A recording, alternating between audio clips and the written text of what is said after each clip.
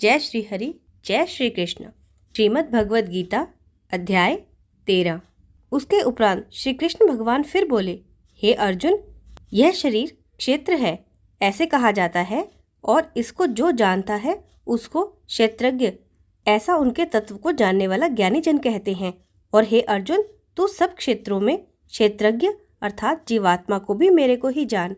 और क्षेत्रज्ञ का अर्थात विकास रहित प्रकृति का और पुरुष का जो तत्व से जानना है वह ज्ञान है, ऐसा मेरा मत है। इसलिए वह क्षेत्र जो है और जैसा है तथा जिन विकारों वाला है और जिस कारण से जो हुआ है तथा वह क्षेत्रज्ञ भी जो है और जिस प्रभाव वाला है, वह सब संक्षेप में मेरे से सुन। यह क्षेत्र और क्षेत्रज्ञ का तत्व ऋषियों द्वारा बहुत प्रकार से कहा गया है अर्थात समझाया गया है, और नाना प्रकार के वेद मंत्रों से विभाग पूर्वक कहा गया है तथा अच्छी प्रकार निश्चय किए हुए युक्ति युक्त ब्रह्म सूत्र के पदों द्वारा भी वैसा ही कहा गया है। हे अर्जुन, वही मैं तेरे लिए कहता हूँ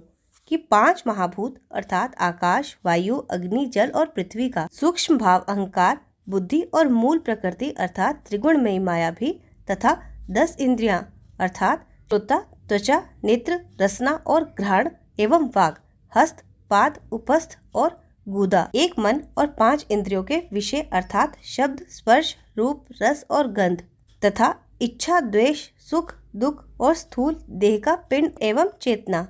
और धृति, इस प्रकार यह क्षेत्र विकारों के सहित संक्षेप में कहा गया है। हे अर्जुन, श्रेष्ठता के अभिमान का अभाव, दंभाचरण का अभाव, प्राणी मात्र को किसी प्रकार भी ना सताना और क्षमा भाव तथा मन वाणी की सरलता, श्रद्धा भक्ति सहित गुरु की सेवा, बाहर भीतर की शुद्धि, अंतःकरण की स्थिरता, मन और इंद्रियों सहित शरीर का निग्रह, इस लोक और परलोक के संपूर्ण भोगों में आसक्ति का अभाव और अहंकार का भी अभाव, एवं जन्म, मृत्यु, जरा और रोग आदि में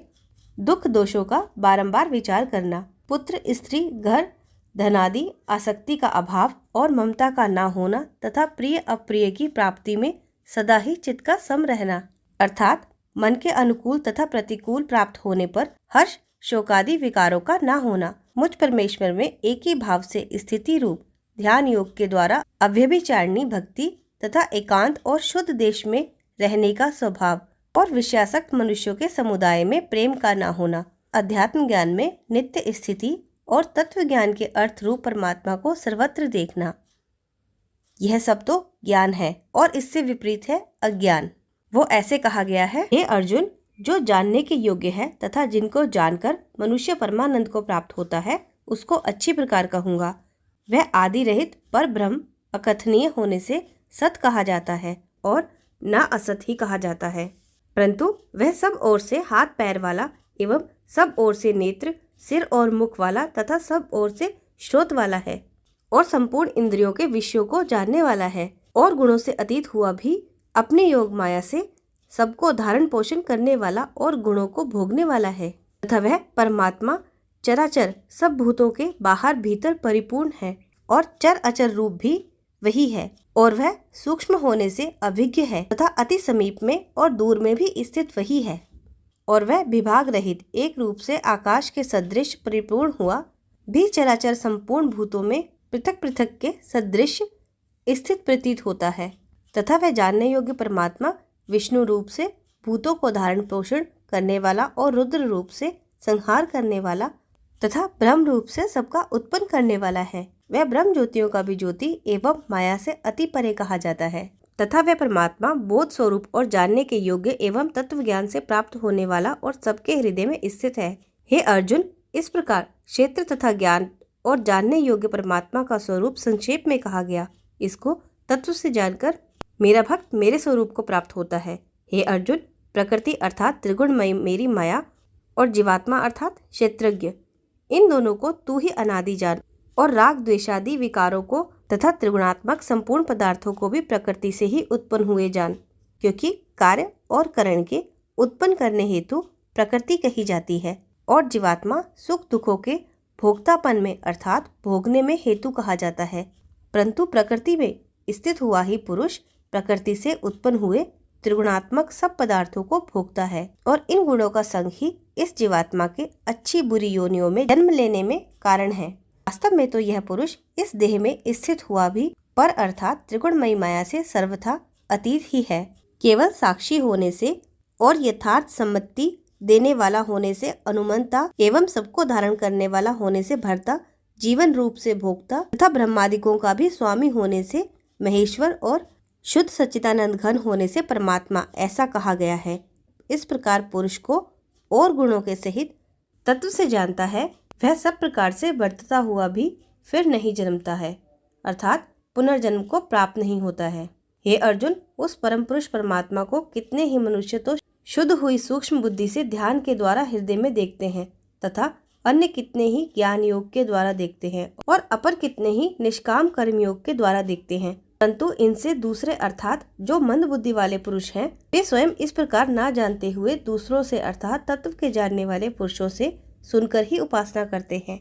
अर्थात उन पुरुषों के कहने के अनुसार ही श्रद्धा सहित तत्पर हुए साधन करते हैं और वे सुनने के परायण हुए पुरुष भी मृत्यु रूप संसार सागर को निसंदेह तर जाते हैं। हे अर्जुन, यावन मात्र जो कुछ भी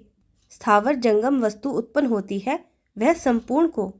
तू क्षेत्र और क्षेत्रज्ञ के संयोग से ही उत्पन्न हुई जान, अर्थात प्रकृति और पुरुष के परस्पर के संबंध से ही संपूर्ण जगत की स्थिति है। वास्तव में तो संपूर्ण जगत नाशवान और क्षण भंगुर होने से अनित्य है। इस प्रकार जानकर जो पुरुष नष्ट होते हुए सब चराचर भूतों में नाश रहित परमेश्वर को समभाव से स्थित देखता है, वही देखता है, क्योंकि वह पुरुष सब में समभाव स्थित हुए परमेश्वर को समान देखता हुआ अपने द्वारा आपको नष्ट नहीं करता है, अर्थात शरीर का नाश होने से अपने आत्मा का नाश नहीं मानता है। इससे वह परम गति को प्राप्त होता है। और जो पुरुष संपूर्ण कर्मों को सब प्रकार से प्रकृति से ही किए हुए देखता है, अर्थात इस बात को तत्व से समझ लेता है कि प्रकृति से उत्पन्न हुए संपूर्ण गुण ही गुणों में बरतते हैं तथा आत्मा को अकर्ता देखता है, वही देखता है। और यह पुरुष जिस काल में भूतों के न्यारे न्यारे भाव को एक परमात्मा के संकल्प के आधार स्थित देखता है तथा उस परमात्मा के संकल्प से ही संपूर्ण भूतों का विस्तार देखता है, उस काल में सच्चिदानंद घन ब्रह्म को प्राप्त होता है।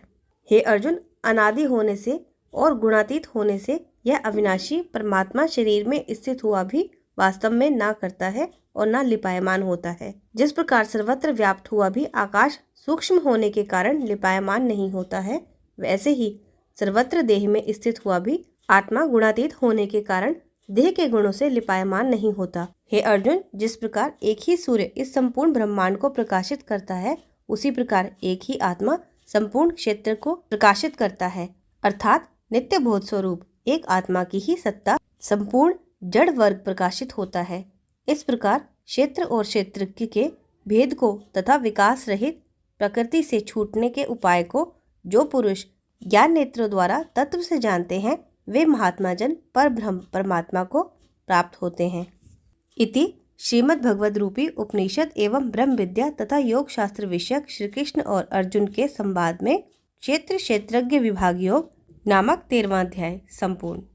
जय श्री हरि, जय श्री कृष्ण।